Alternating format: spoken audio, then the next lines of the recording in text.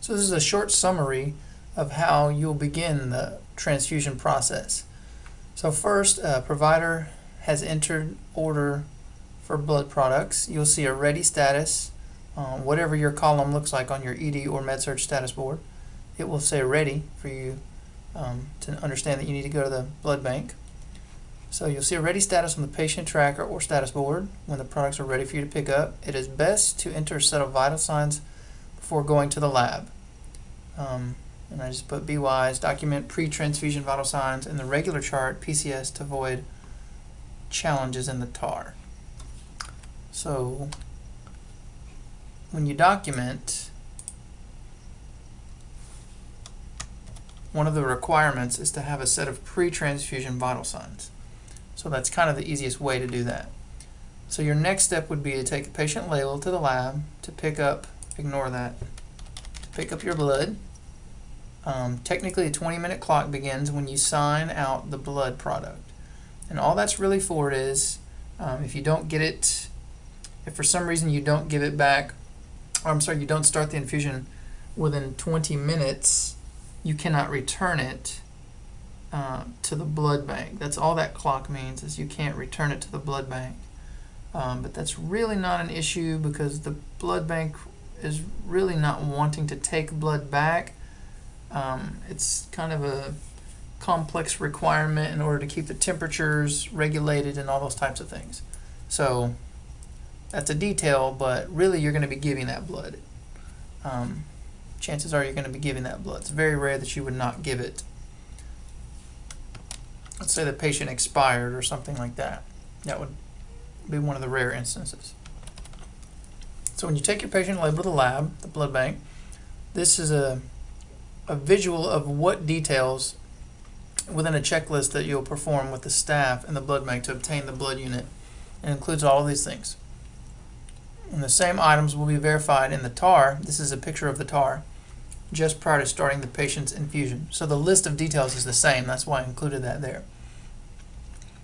The lab staff, you will fill out with them together a unit issue card. Okay, this is a blank one, and this in red is completed in the lab.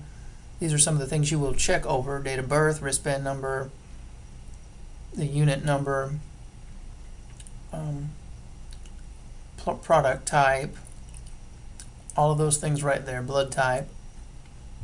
You got to make sure you have the order and the consent is signed, and there are no blood clots in the unit. But you'll go down through and look at all these things, and then issue date, time, by, that's the lab personnel, and then that's you right there, whoever picked up the blood, and then y'all will both sign.